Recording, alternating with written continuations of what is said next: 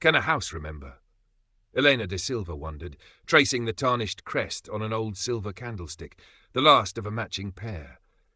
The air in the vast echoing salon of her ancestral home in Seville's Barrio de Santa Cruz was thick with the scent of damp stone and decay, a perfume of faded grandeur. Dust motes danced in the weak afternoon light filtering through tall, grimy windows, illuminating the ghosts of wealth long vanished. Outside, the late 17th century city hummed with life, but within these walls time seemed to pool, stagnant and heavy. From another room, the sound of her brother Luis's dry, racking cough was a constant, painful reminder of why she polished silver she could no longer afford to display. Honour, her father had always said, was all they had left, but honour couldn't fill their stomachs, nor pay the physicians Luis so desperately needed, nor silence the whispers of creditors growing bolder by the day. At 22, Elena felt the weight of centuries of de Silva pride pressing down on her slender shoulders, a burden as tangible as the crumbling plaster overhead. A sharp rap on the heavy oak door startled her. Visitors were rare, creditors more common. She smoothed her simple dark dress, meticulously mended but undeniably worn, and went to answer it, schooling her features into the mask of polite reserve she had perfected. Standing on the worn threshold, silhouetted against the brighter light of the narrow street, was Father Agustin, the parish priest. His expression was sombre, his eyes holding a pity she resented even as she acknowledged its justification. "Señorita de Silva," he greeted, bowing slightly. "May I have a word?" She led him into the chilly salon, offering him the least unsteady of the carved chairs. He sat, his gaze sweeping the room, taking in the faded tapestries and the bare patches on the walls where paintings had once hung. Elena remained standing, her posture erect, a silent assertion of dignity in the face of ruin. "Your father, God rest his soul, was a man of great honour," Father Agustin began, his voice low. "But honour, alas, does not settle accounts in this world." He paused, letting the truth hang in the air between them. "I hear whispers, Elena. Difficult whispers." Elena stiffened. "My family's affairs are private, Father. Indeed. And yet poverty is seldom private for long." He leaned forward slightly, his eyes meeting hers. "I have come not merely to offer condolences or platitudes, but perhaps a solution. A difficult one, I grant you." He spoke then of Mateo Vidal, a merchant, enriched by the New World trade, a man whose coffers were full but whose name lacked the resonance of centuries. A man, Father Agustin explained delicately, who craved the legitimacy that marriage into an ancient, albeit impoverished noble family could provide. A man willing to be generous. "He seeks a wife, Elena. A woman of unimpeachable lineage," the priest continued, choosing his words with care. "And he understands that such a union comes with responsibilities. He is prepared to settle your late father's debts, to ensure young Luis receives the finest care, to restore this house, perhaps." Elena felt a cold knot tighten in her stomach. She understood the unspoken part of the bargain. "And in return?" Her voice was barely a whisper. "In return," Father Agustin said softly, "you would provide him with an heir who would carry the de Silva name forward, revitalized by Vidal's fortune. He understands the importance of lineage. The child would be raised foremost as a de Silva, inheriting this house, this legacy. Vidal provides the means, you provide the name and the future." Horror warred with a desperate pragmatic hope within her. To sell her name, her future, her very body in this cold transaction. It felt like a betrayal of everything her ancestors stood for. But then Luis coughed again, a weak, painful sound that tore at her heart. What was honour worth if it meant watching her brother fade away in this decaying tomb? What legacy could survive utter destitution? She looked at Father Agustin, his face impassive, waiting. He was offering a lifeline, however thorny. Could she refuse? Could she condemn Luis for the sake of pride? The silence stretched, filled only by the ticking of a non-existent clock and the distant sounds of Seville. Finally she nodded, a single, almost imperceptible movement. "Inform Senor Vidal," she said, her voice hollow, "that Elena de Silva accepts his proposal." The wedding was a muted affair, held in the sombre chapel of Father Agustin's church. Mateo Vidal, robust and nearing his mid-30s, stood beside her, his expensive clothes smelling faintly of cloves and the sea. He looked solid, capable, yet Elena sensed an undercurrent of unease in him, a flicker of insecurity in his eyes as they met the cool, assessing gazes of the few distant De Silva relatives who had bothered to attend. Elena moved through the ceremony like an automaton, her responses low and steady, her face pale beneath the old lace mantilla borrowed from a neighbour. She felt Matteo's hand, calloused and strong, engulf hers. It felt alien, intrusive. True to his word, Matteo settled the debts that had haunted Elena's sleep for months. He arranged for physicians to attend Luis, whose coughing fits began to ease slightly under better care and nourishment. He spoke of repairs to the crumbling De Silva mansion, though Elena insisted they reside, for now, in his own prosperous house near the bustling Arenal district, closer to the river and his warehouses. It was a comfortable house, filled with sturdy furniture, imported rugs, and the tangible signs of wealth, but it lacked the history, the soul of her ancestral home. Elena felt like a guest, a curator of someone else's success. She managed the household with quiet efficiency, overseeing the servants Matteo employed, ensuring meals were served promptly, maintaining the facade of a respectable marriage. But an invisible wall stood between them. Matteo, accustomed to directness in his business dealings, seemed baffled by her reserved courtesy, her polite deflections of any personal conversation. He tried, in his own way, bringing her small gifts, a silk shawl, a silver comb, which she accepted with murmured thanks that felt inadequate even to her own ears. He spoke of his ships, his ventures in the Americas, the fluctuating prices of tobacco and silver. Elena listened, nodded, but her mind often drifted back to the echoing rooms of the Casa de Silva, to the weight of the name she had bartered. Nights were the hardest. She lay beside him in the large, comfortable bed, acutely aware of his presence, the warmth radiating from him. He was not unkind, merely present. There was an unspoken expectation, a duty inherent in their arrangement. She closed her eyes, thought of Luis's improving health, of the roof that no longer leaked over his bed, and endured. It was the price. Matteo, for his part, enjoyed the initial gloss of his new status. Doors that had previously been closed now opened, albeit grudgingly. He was Señor Vidal, husband to Elena de Silva. Yet the subtle condescension of the established hidalgos, the way their eyes slid past him even as they acknowledged his wife, grated on his pride. He saw the way Elena interacted with them, the shared language of lineage and subtle hierarchy from which he was excluded. He began to resent the feeling that he was merely the financier, the provider of funds for a name that wasn't truly his to claim, supporting a wife who offered polite tolerance instead of warmth. He poured his frustration into his work, his manner becoming increasingly brusque, the easy confidence he projected in the marketplace replaced by a brooding silence at home. Elena noticed, but attributed it to the pressures of his trade, relieved, in a way, that it widened the distance between them. She focused on Luis, on maintaining appearances, on fulfilling her side of the silent contract. Almost a year after the wedding, Raphael was born. He was a healthy baby, with Matteo's dark hair but Elena's serious eyes. Holding him, Elena felt a surge of fierce possessiveness that surprised her. This was not just the fulfillment of a contract. This was the heir. Her heir. The future of the De Silva line rested in this tiny, helpless form. Her focus shifted entirely to the child. She insisted he be baptized Rafael de Silva y Vidal, the maternal name given prominence. She dismissed the sturdy, practical nurse Matteo had hired and found an older woman who had served noble families, someone who understood the nuances of etiquette and lineage. As Raphael grew, Elena filled his world with stories of De Silva ancestors, conquistadors, scholars, ladies of the court. She taught him his letters using crumbling family histories, pointed out the faded portraits in the old mansion during their increasingly frequent visits there, whispering tales of glory and duty. The language of commerce, of ships and ledgers, was subtly discouraged in his presence. Matteo watched this unfold with a growing sense of alienation. He loved his son, wanted to teach him the realities of the world, the skills that had built his fortune. He envisioned Raphael joining him in the business, expanding the Vidal enterprises. But Elena's influence was pervasive, shaping the boy in the image of a past Matteo could admire but never truly join. When Matteo tried to engage Raphael in talk of trade, Elena would gently redirect the conversation, her smile polite but firm.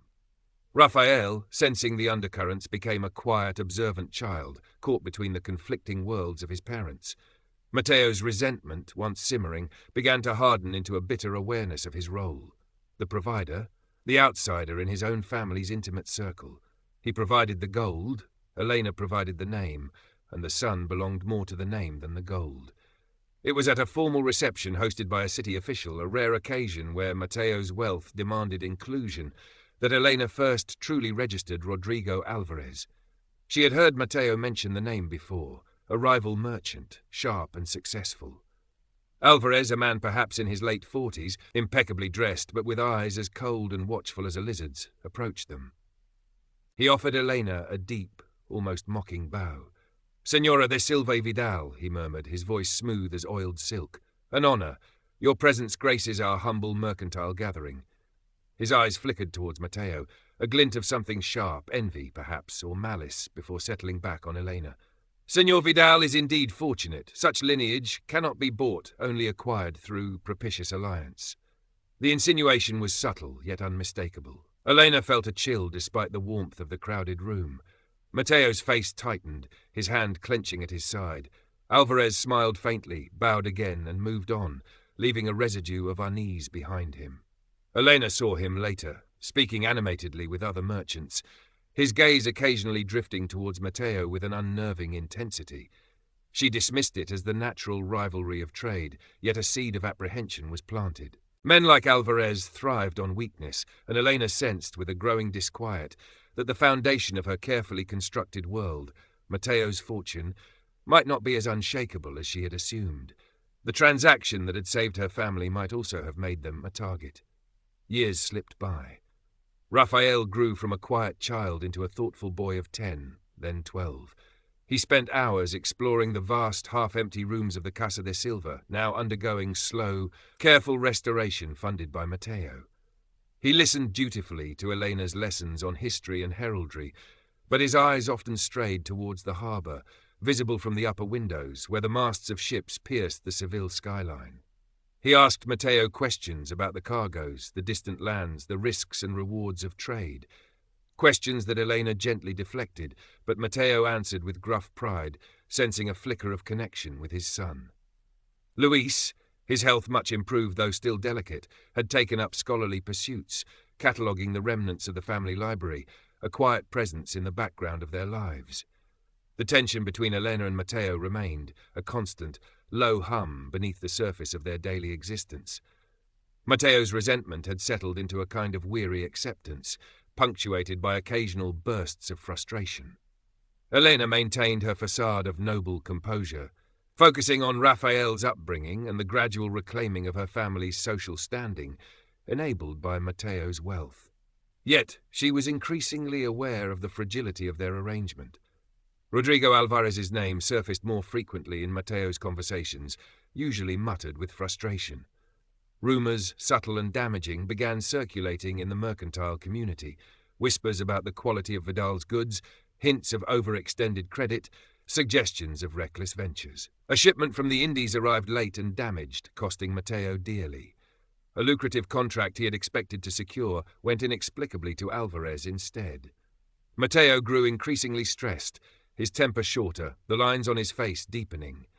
He spent longer hours at his counting house near the Casa de Contratación, poring over ledgers, his brow furrowed. Elena, initially detached, began to feel the chill winds of uncertainty. She noticed Matteo selling off a small property he owned outside the city, heard hushed, urgent discussions with his factors. She saw the worry in his eyes, a vulnerability that chipped away at the image of the unshakable provider she had relied upon. Her carefully constructed security, bought at such personal cost, seemed suddenly precarious.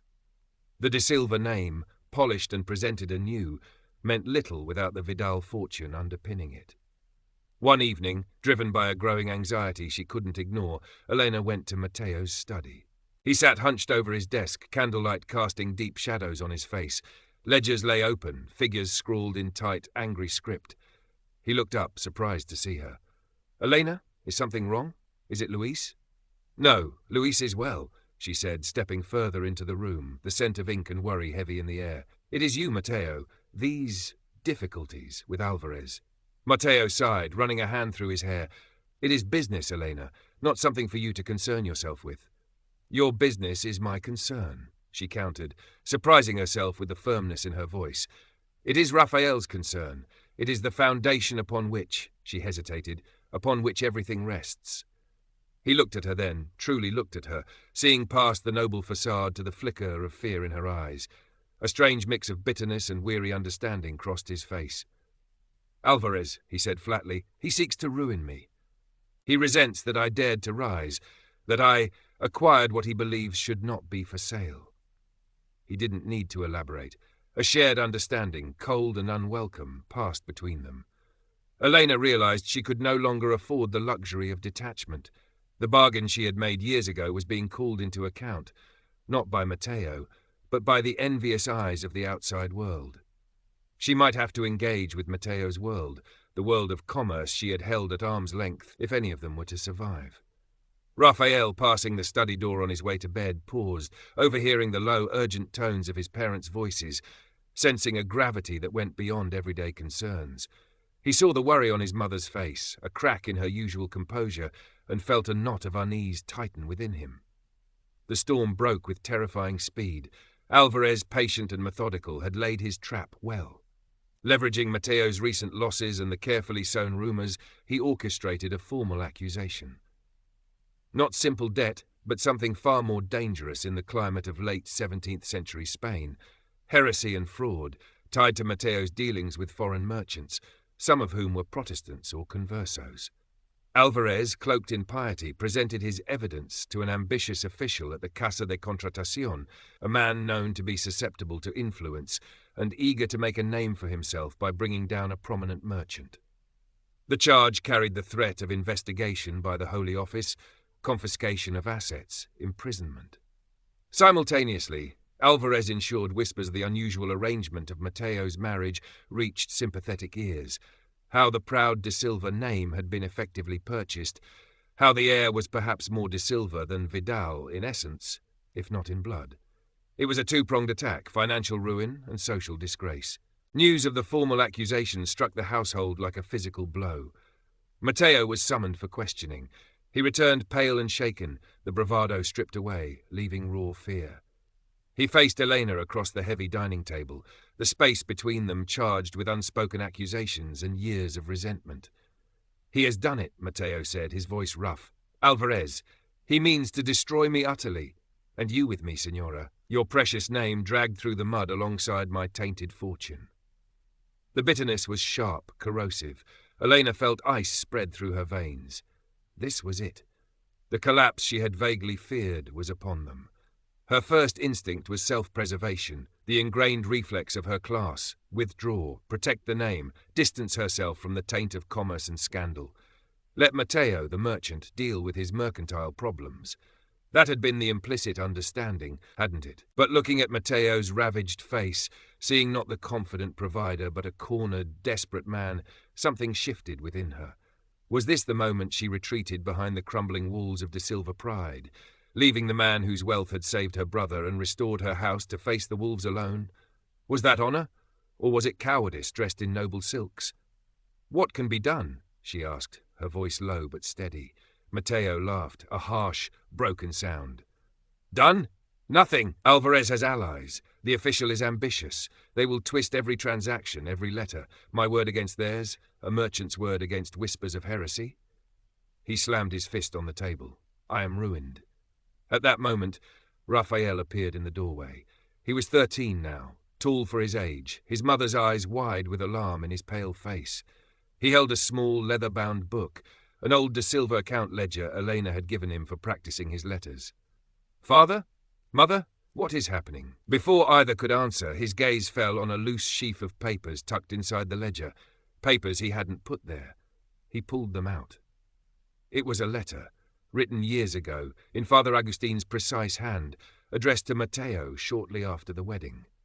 Raphael's eyes scanned the page, his face growing paler as he absorbed the carefully phrased sentences outlining the mutual understanding regarding the settling of debts, the provision for Luis, and, crucially, the agreement that any male issue would be raised primarily under the De Silva name and tutelage, ensuring the continuation of that line.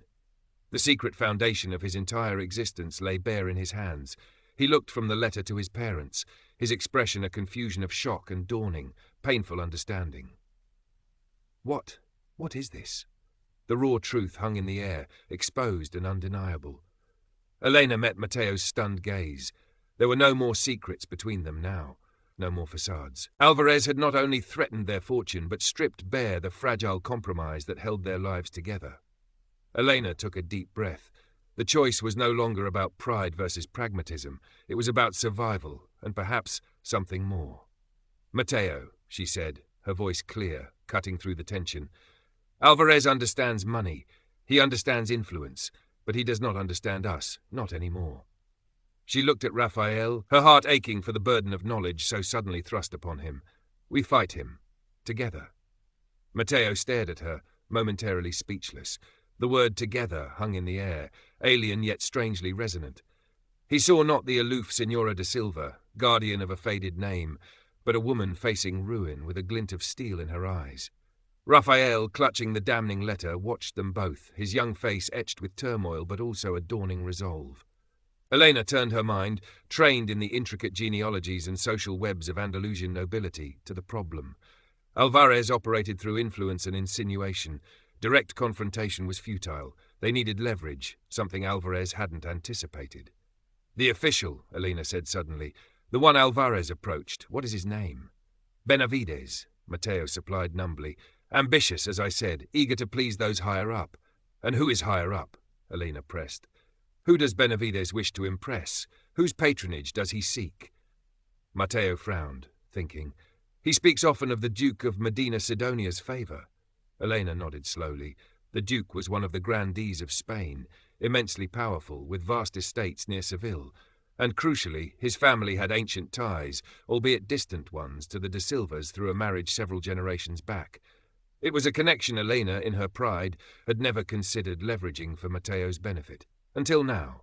"There is a reception at the Alcazar next week," Elena said, her mind racing. "The Duke will be there. I will speak with him." Mateo looked incredulous. "You? Speak to the Duke? About this?" "Not directly about this," Elena corrected.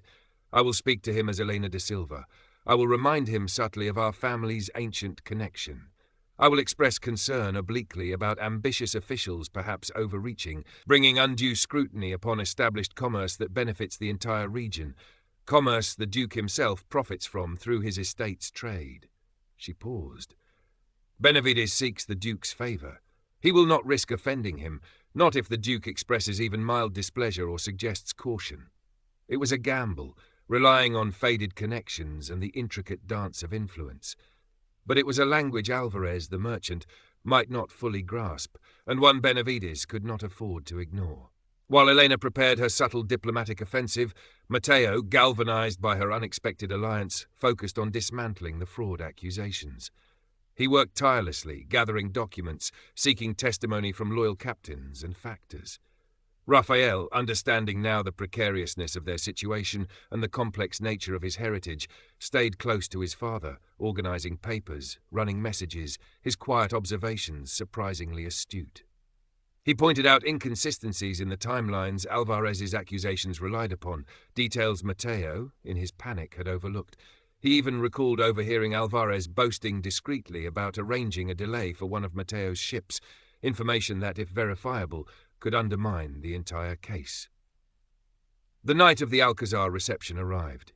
Elena, dressed in a gown of dark velvet Mateo had bought her years ago, moved through the glittering halls with a composure she didn't feel.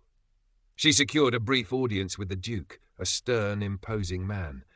She spoke not of Mateo's plight, but of the stability of Seville's commerce, the importance of reliable trade, the dangers of unchecked ambition among lower officials causing disruption. She mentioned her own family's long history in the region, subtly weaving in the ancient connection. The Duke listened impassively, but his eyes sharpened slightly when she spoke of disruption. He made a non-committal remark about the need for prudence in administration. It was little, but Elena hoped it was enough. Word of the Duke's interest must have reached Benavides quickly. The official's aggressive stance softened almost overnight. He became suddenly meticulous, demanding irrefutable proof from Alvarez, questioning the timing of the accusations.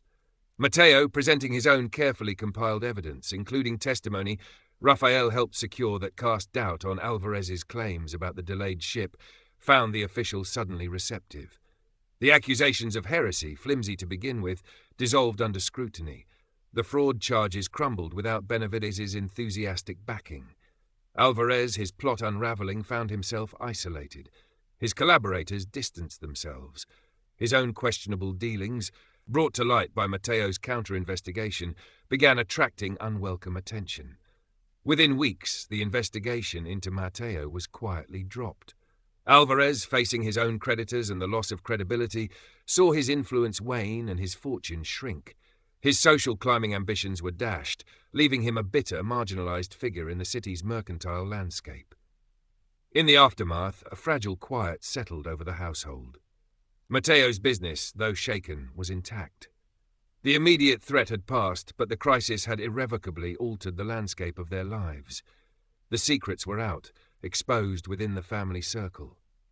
Elena and Mateo moved through the days with a newfound, cautious respect for each other. The old barriers of class and resentment hadn't vanished entirely, but they were breached. Elena had seen Mateo's vulnerability and resilience. Mateo had witnessed Elena's strength and unexpected loyalty, realizing her pride was tempered with a fierce pragmatism that had ultimately saved them both. She had acted not just as a De Silva protecting her lineage, but as his wife, his partner in survival. Rafael navigated the new reality with a quiet maturity beyond his years. The knowledge of the original bargain, the understanding that his existence was predicated on a complex transaction involving his mother's name and his father's wealth, had forced him to confront his identity. He was both De Silva and Vidal, heir to a crumbling noble house and son of a successful merchant. He spent time with Elena, learning the history she cherished, but also sought out Mateo, listening intently to discussions of trade routes and market fluctuations, understanding now that both legacies were intertwined, both essential to his future. The restoration of the Casa de Silva continued, but the plans subtly changed. Mateo took a more active interest, suggesting practical improvements alongside the historical preservation Elena oversaw. It became less a monument to a fading past and more a potential home for their shared future. Luis, observing the subtle shifts in the household dynamic, found a quiet contentment, relieved that the heavy burden his sister had carried seemed, if not lifted, then at least shared. Father Agustin visited occasionally, his expression unreadable, offering quiet counsel when asked, a silent witness to the complex tapestry woven from desperation and compromise. One cool evening, months after the crisis had passed, Elena found Mateo standing by the window in the newly restored salon of the Casa de Silva, looking out at the Seville skyline, the Giralda Tower catching the last rays of the sun. The room was still sparsely furnished, but the walls were sound, the windows clean, the scent of decay replaced by beeswax and fresh plaster. "It is a fine house," Mateo said quietly without turning. "It is our house, Mateo," Elena replied, standing beside him. He turned then, meeting her gaze. The awkwardness hadn't entirely disappeared, but it was overlaid with something else, a shared history, a mutual reliance forged in adversity. "The bargain," he began, then hesitated. "The bargain saved us," Elena said softly. "And then, perhaps, we saved each other. It wasn't forgiveness, not exactly. It wasn't love, not in the way poets wrote of it. It was something more complex, more fragile, yet strangely resilient. A partnership born of necessity, tested by betrayal, and cemented by mutual survival." Rafael joined them, standing between his parents, looking out at the darkening city. He carried the weight of two names, two histories. His path would be different from the one Elena had originally envisioned, different from the one Mateo had perhaps hoped for. He would have to forge his own identity from the disparate pieces of his heritage, navigating the worlds of faded nobility and pragmatic commerce. The future of the De Silva name was secure, but it was inextricably bound to the Vidal fortune and the complicated truth of its revival. They had survived, pulled back from the brink, their lives forever marked by the initial compromise, but facing the future, finally, together. The house stood, no longer just remembering grandeur, but holding the quiet promise of a new, complex, and resilient beginning. Life settled into a new rhythm, one marked by a quiet understanding rather than the stark lines of the original contract. Elena found herself taking an unexpected interest in Matteo's business discussions, offering insights gleaned from her understanding of social networks and political undercurrents, which often proved surprisingly relevant to trade. Matteo, in turn, began to appreciate the value of the De Silva name not just as a status symbol, but as a key that could unlock certain doors, guided by Elena's deft hand. He consulted her on matters beyond the household, valuing her perspective. Raphael thrived under this blended influence. He developed Matteo's head for figures and Elena's appreciation for history and strategy. He learned that honor wasn't solely confined to ancient lineages, but could also be found in fair dealing and resilience. He saw the strength in both his parents, his mother's quiet determination and strategic mind, his father's tenacity and practical knowledge. He accepted his dual heritage not as a burden, but as a unique vantage point. Luis, his health stable, became the quiet chronicler of the family, his scholarly pursuits providing a grounding continuity. He represented the fragile legacy Elena had fought so hard to protect, a living testament to the success, however complicated, of her initial desperate choice. They never forgot Alvarez or the precipice upon which they had stood. The memory served as a constant reminder of their vulnerability, but also of their capacity to endure when united. Alvarez remained a diminished figure in Seville, his downfall a cautionary tale whispered in the taverns near the docks. Benavides, the ambitious official, faded into obscurity. His career stalled after the Duke's subtle disapproval became known. Years later, when Raphael was a young man, poised to take a significant role in both managing the remnants of the De Silva estates and expanding the Vidal trading ventures, Elena and Matteo stood once more in the main salon. The house was no longer echoing and empty, but comfortably lived in, a blend of inherited artifacts and prosperous comfort. Sunlight streamed through the clean windows, illuminating dust motes that danced not with decay, but with life. "He is ready," Matteo said, watching Raphael confidently instruct a factor in the courtyard below. "He has your mind, Elena, and my stubbornness." Elena smiled, a genuine warmth reaching her eyes. "He is his own man, Matteo, forged from both." The lingering melancholy of the initial compromise never entirely vanished. It was woven into the fabric of their lives, a shadow that highlighted the brightness of their survival. Elena sometimes wondered about the woman she might have been had poverty not forced her hand, had honor not demanded such a heavy price. Matteo occasionally felt a pang of the old insecurity, the sense of having bought his way into a world that wasn't truly his. But these moments were fleeting, eclipsed by the reality of the life they had built together, imperfect, unconventional, yet undeniably theirs. They had navigated the treacherous currents of society, poverty, and betrayal. The De Silva name endured, not merely preserved in dusty archives, but alive and adapting, intertwined with the Vidal fortune. The legacy was secured, not through a simple transaction, but through resilience, unexpected loyalty, and the complex, evolving definition of family. Standing side by side, watching their son stride purposefully across the courtyard, Elena and Matteo shared a look of quiet understanding. They had faced the abyss and found not perfect happiness, but a hard-won, enduring peace.